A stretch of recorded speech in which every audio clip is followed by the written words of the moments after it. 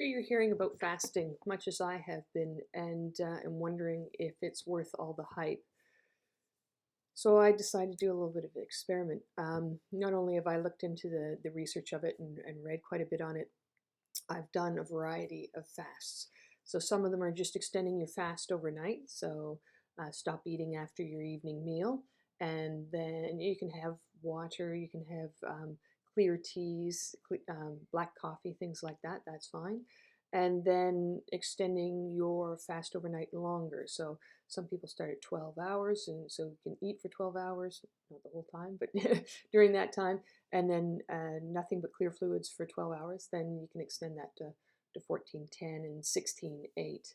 And in fact, this is something I've instituted in my life over the past couple of years. And uh, because I know that when we fast, it clears out our gut a bit enough for a particular bacteria that's really healthy for us that really appreciates to eat the mucus in our gut lining and letting it thrive and me reap the benefits of that.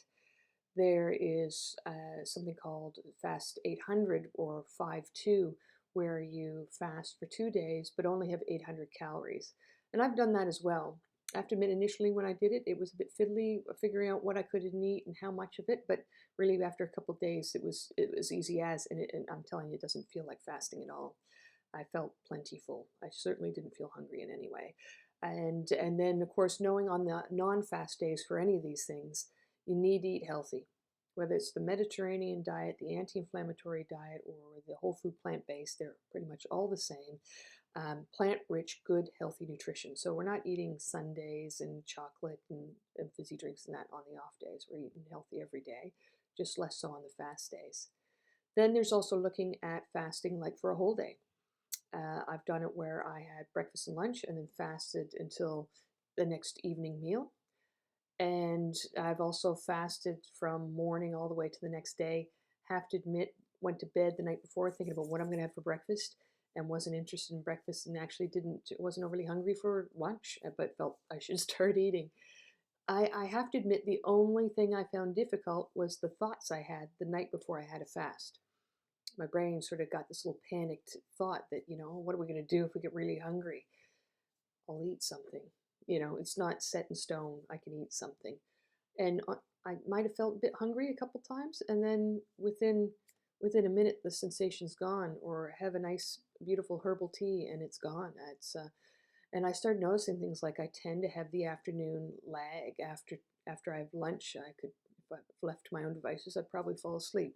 Um, and I felt energized. I did not feel fatigued or tired at all. It was irony, really, to fast and have more energy.